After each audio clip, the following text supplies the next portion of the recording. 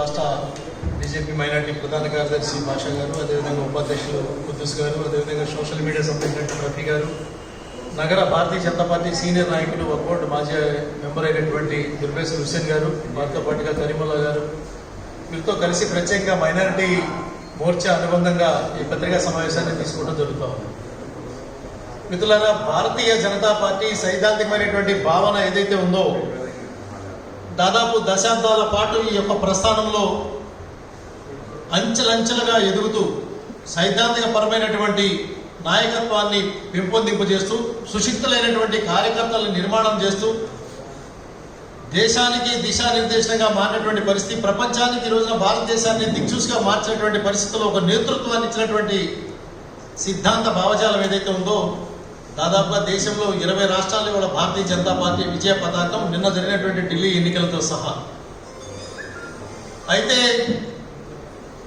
ఇటువంటి ప్రక్రియలో దేశంలో అనేక మూలల నుంచి మైనారిటీ సమాజం భారతీయ జనతా పార్టీ యొక్క సైద్ధాంతికమైనటువంటి ఆలోచనలు ఈ దేశంలో ఉన్నటువంటి రుగ్మతల్ని వెళ్ళగొట్టాలనేటువంటి ఏవైతే ధర్మానికి ఆచార వ్యవహారాలకి వ్యతిరేకంగా దేశంలో ఉన్నటువంటి సంస్కృతులకు భిన్నంగా వ్యవహరించాలనేటువంటి ఆలోచన కలిగినటువంటి శక్తులు గత కాలంలో పరిపాలన చేసినటువంటి రాజకీయ పార్టీల వ్యవస్థలో పెరిగారు.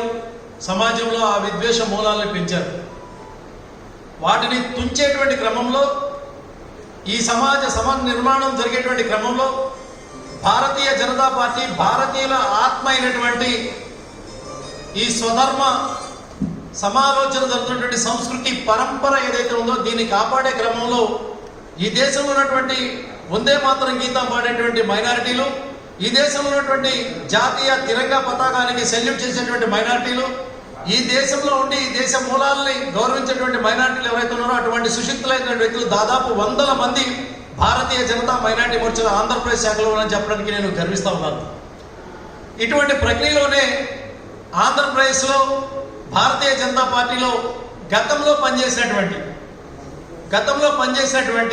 మైనారిటీ మోర్చా అధ్యక్షుడిగా బాధ్యతలు చేసి అనేక ఆరోపణలు వచ్చినటువంటి ధర్మిల భారతీయ జనతా పార్టీ నుంచి పక్కన పెట్టి అతని యొక్క వైవిధ్యపూరితమైనటువంటి ఆలోచనలు ఏదో చేసినటువంటి షేక్ ఖలీఫాతుల్లా బాషా ఒంగోలు నుంచి అతను ఎవరైతే ఉన్నాడో ఆ వ్యక్తి ప్రారంభ దశలో అతను హెచ్ఆర్సి యాక్చువల్గా సమాజంలో ఉన్నటువంటి చాలా మంది అవినీతి పరులు, స్వార్థ పరులు మొదలైనటువంటి దుకాణం ఇది. Human rights commission, human rights council అని చెప్పని, నేషనల్ హ్యూమన్ రైట్స్ కౌన్సిల్ అని చెప్పని, దేశంలో ఉన్నటువంటి మానవ హక్కులు కాపాడుతామని చెప్పని ఇటువంటి బోగస్ సంస్థలు పెట్టి ఈ సంస్థల్లో మనుషుల్ని జాయిన్ చేసుకొని వాళ్ళ దగ్గర డబ్బులు తీసుకొని వాళ్ళకి అవకాశాలు కల్పిస్తామని, గన్మెన్లు కల్పిస్తామని, వాళ్ళకి జీతాలు ఇస్తామని చెప్పని తప్పుడు పద్ధతుల్లో ఒక సంస్థలు స్టార్ట్ చేసి సమాజంలో ఇటువంటి విద్వేషపూరితమైనటువంటి సమాజ స్వార్థపరమైనటువంటి వ్యక్తుల చేతుల్లో ఇటువంటి సంస్థలు పుడతా ఉన్నాయి. ఈ వ్యక్తులకు ఆద్యుడిగా మారినటువంటి ఈ ఖలీఫాతుల్లా బాషా మొట్టమొదటి ప్రస్థానంలో ఏర్పాటు చేసినటువంటి సంస్థ. రెండోది, ప్రతి వ్యక్తిని సమాజంలో నిర్దేశించాల్సినటువంటి బ్రహ్మాండమైనటువంటి వ్యవస్థ మీడియా వ్యవస్థ. ఆ మీడియా వ్యవస్థ మీద అనేక మందికి అచంచలమైనటువంటి గౌరవం ఉన్నటువంటి పరిస్థితి.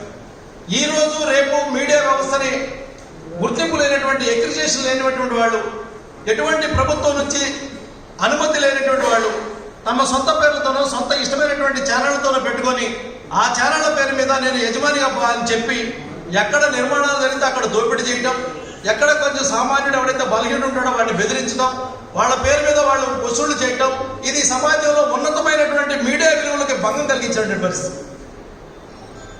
అనేక మంది గొప్ప మేధావులు, సమాజాన్ని బాగు చేయాలన్న తలపుతో ఉన్నవాళ్ళు, సమాజంలో చెడుని నిర్మూలించాలన్న ఆలోచన కలిగినటువంటి వ్యక్తుల నిర్మాణమైనటువంటి మీడియా వ్యవస్థని భంగపాటు గురి చేసేటువంటి వ్యక్తులు కొంతమంది ఏర్పడుతున్నారు. ఆ కోవలో కూడా ఈ ఖలీఫాతుల్లా బాషా ఏర్పాటు చేసినటువంటి ఏ9 టీవీ అనే పేరు మీద ఇతను ఆ ఒంగోలు ప్రాంతంలో ఉన్నటువంటి వాళ్ళని భయభ్రాంతులు చేయటం, దాని మీద దడిపించడం, అక్కడ వసూళ్లు చేయడం చేసినటువంటి కార్యక్రమాలు పార్టీ దృష్టి రావడం, ఈయన పక్కన పెట్టడం జరిగింది. ఆ తర్వాత రాజకీయాల్లో ఎప్పుడు మార్పులు ఏర్పడితే అప్పుడు, ఎప్పుడు అవకాశాలు దొరికితే అప్పుడు వీటిని అడ్డం పెట్టినటువంటి క్రమం. అవకాశం ఎక్కడొచ్చిందంటే ఈ దేశంలో అతి గొప్ప ప్రధాని నరేంద్ర మోడీ గారు, ప్రపంచం వేరోళ్ళ పొగుడుతున్నటువంటి దార్శకుడైనటువంటి ప్రధాని నరేంద్ర మోడీ గారి యొక్క నాయకత్వంలో భారతదేశంలో అనేక మూలాల అనేక రాష్ట్రాల నుండి సామాన్య కార్యకర్తలను కూడా కలిసినటువంటి ప్రధాని ఎవరన్నా ఉన్నారంటే ఒక నరేంద్ర మోడీ గారు మాత్రమే.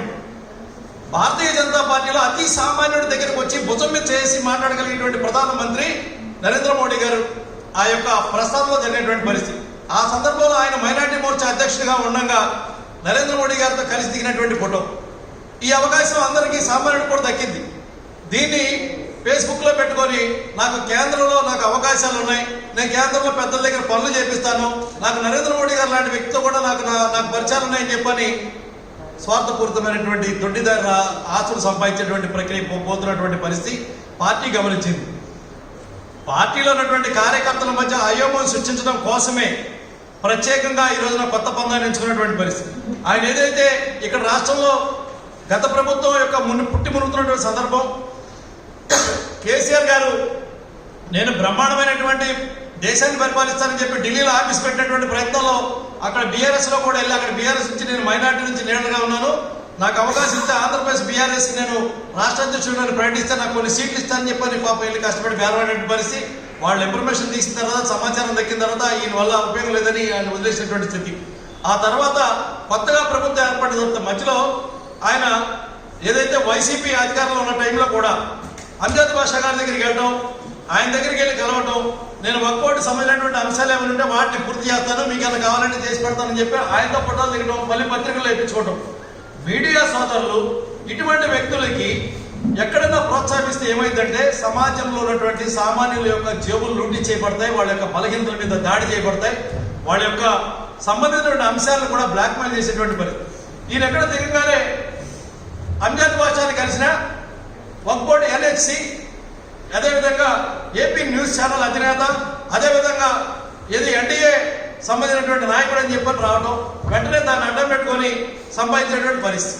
సంపాదించుకోవడానికి మార్గాలు కష్టపడి చేయడానికి భగవంతుడు కాళ్ళు చేతులు తలకాయ అనేటువంటి భాగాలు ఇస్తాడు, కానీ మనిషిని మోసం చేసి సంపాదించినటువంటి ప్రక్రియ ఎంచుకోవడానికి సమాజంలో ఏదైతే లోపపూరిత